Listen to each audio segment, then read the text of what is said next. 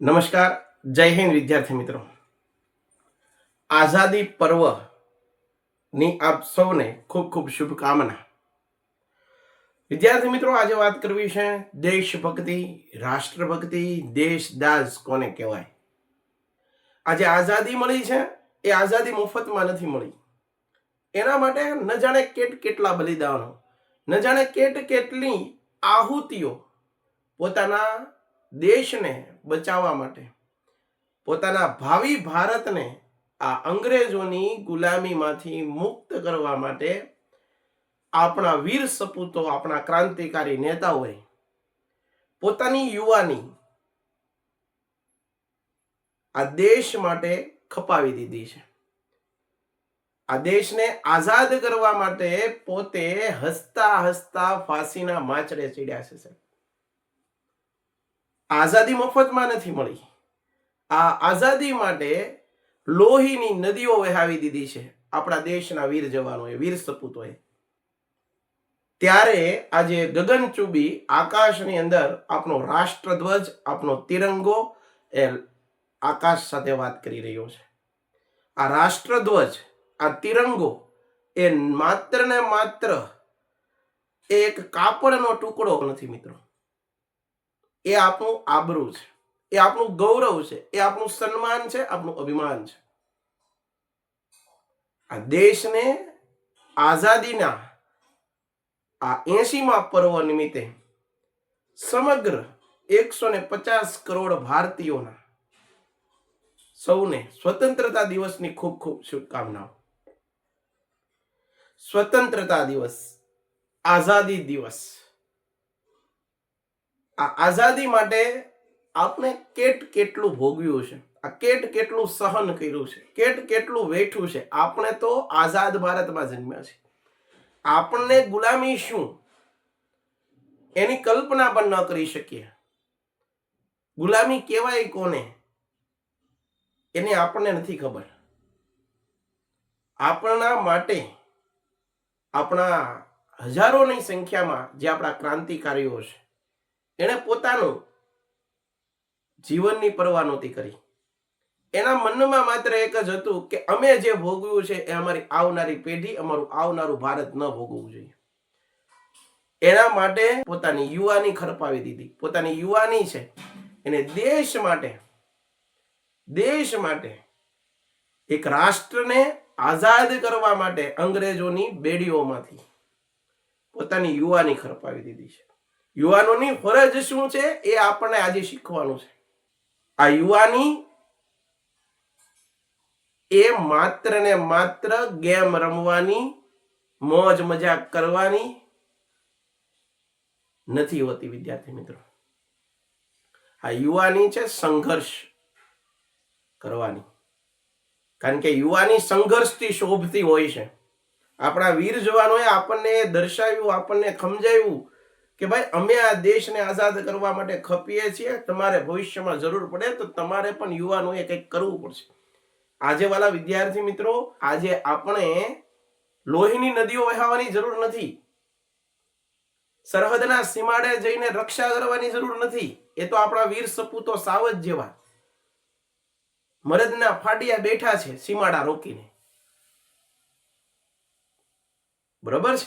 આજે આપણે દેશની અંદર રહીને જે પોતાની આપણે ફરજ નિભાવીએ છીએ એ ફરજ પૂરેપૂરી શિદ્દતથી, ઈમાનદારીથી, શ્રદ્ધાથી આપણે નિભાવીએ. વફાદારીથી આપણે પોતાનું કામ કરીએ, કર્તવ્ય નિભાવીએ. આજે આપણી આગળ દેશને આ અપેક્ષા છે. જે કોઈ પણ ક્ષેત્રની અંદર હો, તમે જો સારા શિક્ષક હો તો શિક્ષકોની પણ એક જવાબદારી એ છે કે માત્ર ને માત્ર પુસ્તકિયું જ્ઞાન નહીં, પરંતુ પુસ્તકની સાથે સાથે આપણા દેશના વારસા, આપણી નૈતિકતા, આપણા મૂલ્યો, આપણા ઋષિ મનસ્વીઓની જે કાંઈ પણ વાતો છે એ પણ ભાવિ ભારતમાં રોપીએ, ઉગાડીએ. પ્રયત્ન તો કરીએ, વાવવાનો પ્રયત્ન તો કરીએ, ઉગશે.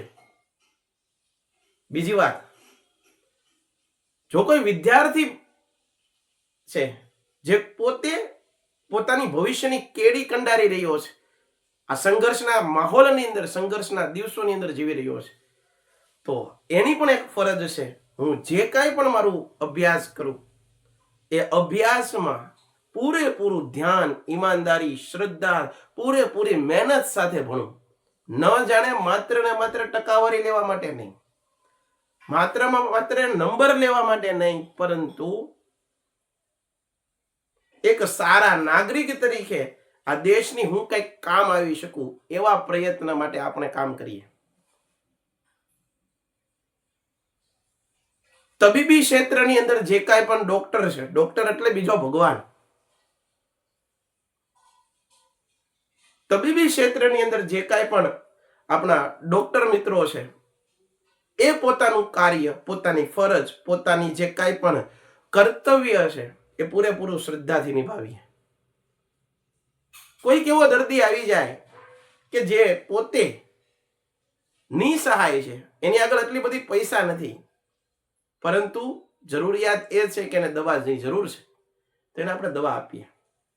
આ પણ આપણાથી થઈ શકે. આ પણ રાષ્ટ્રભક્તિ જ છે. એક શિક્ષક સારામાં સારું પોતાની પાસે જે છે એ બેસ્ટમાં બેસ્ટ પોતાના વિદ્યાર્થીઓને જો સમજાવતો હોય તો એ પણ એક પ્રકારની રાષ્ટ્રભક્તિ છે. પોતાના વારસા, પોતાના નૈતિક મૂલ્યો, આપણા પૂર્વજોની સારી સારી વાતો, આપણા ક્રાંતિકારી મહાન નેતાઓની સારી સારી વાતો જો પોતાના વિદ્યાર્થીઓને શીખવતો હોય તો એ પણ ખરો રાષ્ટ્રભક્ત છે.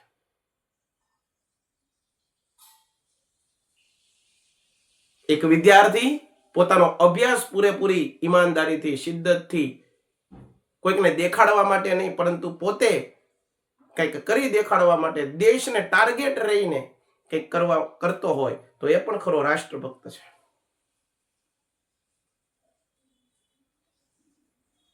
કોઈ પોલીસ અધિકારી, કોઈ ગવર્મેન્ટ અધિકારી પોતાના પદ ઉપર હોય અને ત્યારે પૂરેપૂરી ઈમાનદારીથી દાનત સાથે કામ કરતો હોય, કોઈ પણ જાતની રિશ્વત, લાંચ, રિશ્વત લીધા વિના પોતાનું કામ એ પૂરેપૂરું ભક્તિ કરતો એ રીતે કરતો હોય તો એ પણ ખરો રાષ્ટ્રભક્ત છે. આપણે આપણા વિરાસતો, આપણા વારસાના સ્થળો, પ્રકૃતિ, એનું જતન કરીએ, વૃક્ષો વાવીએ, પર્યાવરણને બચાવીએ, વૃક્ષોને પાણી પાઈએ, એ પણ ખરી રાષ્ટ્રભક્તિ જ છે. ટ્રાફિકના નિયમોનું પાલન કરીએ, ટ્રાફિકના નિયમોનું ઉલ્લંઘન ન કરીએ, એ પણ એક રાષ્ટ્રભક્તિ છે. આપણો દેશ, આપણા મહોલ્લા, આપણા ગલ્લી, આપણું ગામડું, આપણું શહેર, આ દરેકને સ્વચ્છ રાખીએ, એ પણ ખરી રાષ્ટ્રભક્તિ છે. તો મિત્રો, આપણે આજે દેશના સીમાડે જવાની જરૂર નથી, કે લોહીની નદીઓ વહેવાની જરૂર નથી, કે ફાંસીના માચડે ચડવાની જરૂર નથી. એ તો આપણા માટે કરીને ગયા છે આપણા ક્રાંતિકારીઓ. એને તો આપણને આઝાદ કરી દીધા છે. આપણી ફરજ એ જ છે કે જે કાંઈ પણ આપણા ભાગ્યમાં આવ્યું છે, જે કાંઈ પણ આપણી ફરજ છે, આપણું કર્તવ્ય છે, જે પણ આપણી ડ્યુટી છે, એને પૂરેપૂરી નિભાવીએ છે. એ ખરી રાષ્ટ્રભક્તિ, એ ખરી દેશદાઝ. તો આઝાદીના પર્વ નિમિત્તે આપણે સૌ આ કામ કરી શકીએ છીએ. દ્રષ્ટિકોણ બદલીએ, માનસિકતા બદલીએ, મેન્ટાલિટી બદલીએ. માત્ર ને માત્ર 15મી ઓગસ્ટ, 26મી જાન્યુઆરી ના દિવસે ભારત માતા કી જય, રાષ્ટ્રગાન અને રાષ્ટ્રગીત ગાય, રાષ્ટ્રધ્વજને એકવાર ફરકાવી, સલામ આપીને એક સ્ટેટસમાં સરસ મજાનું દેશભક્તિનું સ્ટેટસ મૂકીને આપણી રાષ્ટ્રભક્તિ દર્શાવી. આટલી હલકી રાષ્ટ્રભક્તિ નથી આપણી. આટલી સસ્તી રાષ્ટ્રભક્તિ ન હોવી જોઈએ બેટા. કારણ કે આ રાષ્ટ્રને આઝાદ કરવા માટે, આ દેશને આઝાદ કરવા માટે કેટલા ખપી ગયા છે. કેટલા દીકરાઓએ આ દેશની ધરતીને પોતાના પ્રાણોની આહુતિ આપીને આજે આઝાદીનો પરચમ, રાષ્ટ્રધ્વજ એ આકાશમાં લહેરાઈ રહ્યો છે. આવનારું ભારત છો તમે. ભારતમાં ઘણી બધી આશાઓ તમારી પાસે છે.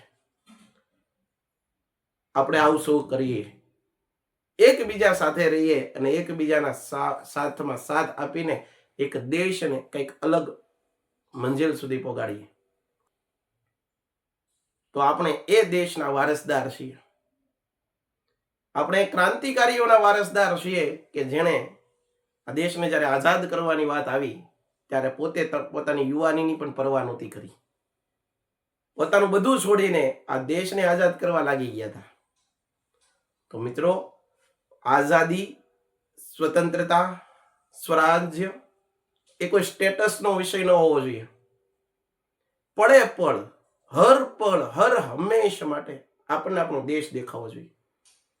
આપણું દરેક કાર્ય કરતી વખતે, આપણું દરેક કર્તવ્ય નિભાવતી વખતે આપણને આપણો દેશ આપણી આંખ સામે હોવો જોઈએ કે હું જે કર્મ કરું છું, હું જે કાર્ય કરું છું, એ કાર્યથી મારા દેશને ઊની આંચ તો નહીં આવે ને.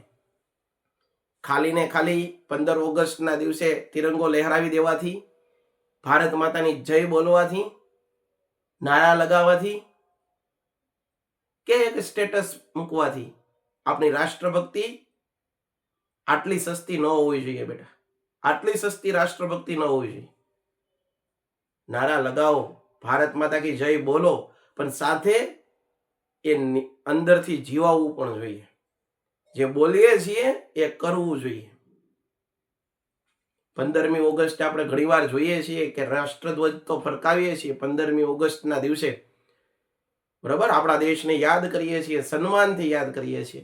જ્યારે 16 ઓગસ્ટના દિવસે તમે બજારમાં નીકળો છો ત્યારે રાષ્ટ્રધ્વજ કઈક જગ્યાએ કચરામાં પડ્યો હોય છે. ન માત્ર કાપડનો ટુકડો નથી, એ આપણી ઓળખ છે, આપણું સ્વાભિમાન છે, આપણી આબરૂ છે અને આપણી આત્મા છે.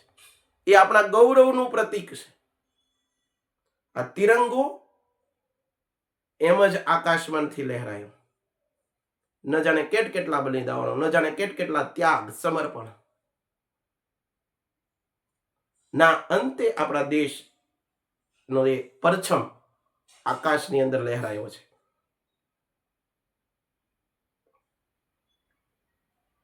જ્યારે પણ રાષ્ટ્રધ્વજની વાત આવે, જ્યારે પણ તિરંગાની વાત આવે, ત્યારે તિરંગાના 3 રંગો યાદ રાખો તમે. સૌથી ઉપરનો રંગ એટલે કે બલિદાન, સમર્પણ, ત્યાગ, કેસરી રંગ. વચ્ચેનો રંગ એટલે સફેદ, શાંતિ, ભાઈચારો, આત્મીયતા, વિશ્વ બંધુત્વતા ના ગુણ આપણને સફેદ રંગ શીખવાડે છે. ભારત દેશે તો વિશ્વને શીખવાડ્યું છે. વિશ્વમાં એક એવા સરસ મજાના ગુણોનો પ્રચાર કર્યો છે, વસુદેવ કુટુંબકમ. આપણે આખું વિશ્વ એક પરિવાર છે. સમગ્ર વિશ્વ એક પરિવાર છે. આવા વસુદેવ કુટુંબકમની ભાવના જે દેશના આપણા ઋષિમુનિઓ, મનસ્વીઓએ આપણને શીખવાડી હોય એના વારસદાર છીએ આપણે. આપણા માટે બહુ મોટી જવાબદારી છે. લીલો રંગ એટલે કે હરિયાળી ક્રાંતિ. ભારત કૃષિ પ્રધાન દેશ છે. દેશની 60% કરતા વધારે લોકો ખેતી સાથે જોડાયેલા છે. ધન ધાન્યથી લહેરાતો એવો દેશ એટલે કે આપણો ભારત. બલિદાન, શાંતિ, સમર્પણ, ત્યાગ અને કૃષિ એ આપણી ઓળખ છે. વચ્ચે જે નેવી બ્લુ કલરનું અશોક ચક્ર છે, એ અશોક ચક્ર મને ને તમને શીખવાડે છે. એ અશોક ચક્રના 24 આરા મને ને તમને કહે છે કે દિવસ દરમિયાન 24 કલાક સતત કામ કરો, સતત પુરુષાર્થ કરો, સતત મહેનત કરો, કાર્યશીલ બનો. પરંતુ દરેક કાર્ય કરતી વખતે આપણો દેશ આપણી સામે હોવો જોઈએ. દરેક કાર્ય નિભાવતી વખતે આપણા નૈતિક મૂલ્યો આપણી સામે હોવા જોઈએ કે મારા કોઈ કર્તવ્ય, મારી કોઈ ફરજ, મારી કોઈ ડ્યુટીથી હું કોઈ એક્શન લઉં એનાથી મારા દેશને, મારા નૈતિક મૂલ્યને, મારી પરંપરા, મારા વારસાને કઈ નુકસાન તો નહીં આવે ને. આ ખરી રાષ્ટ્રભક્તિ છે. આવી રાષ્ટ્રભક્તિ, આવી દેશદાઝ નિભાવવાનો દિવસ, આપણા ક્રાંતિકારીઓને યાદ કરવાનો દિવસ એટલે કે ભાઈ 15 ઓગસ્ટ 1947 ના દિવસે આપણો દેશ અંગ્રેજોની ગુલામીમાંથી આઝાદ થયો. એ વીર સપૂતોના બલિદાન, વીર સપૂતોના જે કાંઈ પણ ત્યાગના કારણે ભાવિ ભારત છે એ આઝાદ બન્યું. અને આપણે સૌ 150 કરોડ ભારતીયો ભેગા થઈને આ આઝાદીનો પર્વ સ્વતંત્રતા દિવસને કંઈક અલગ અંદાજની અંદર નિભાવીએ. અલગ અંદાજમાં આ પર્વનું આપણે સન્માન કરીએ, રિસ્પેક્ટ કરીએ, એવી આપ સૌને શુભકામના. જય હિન્દ, જય ભારત.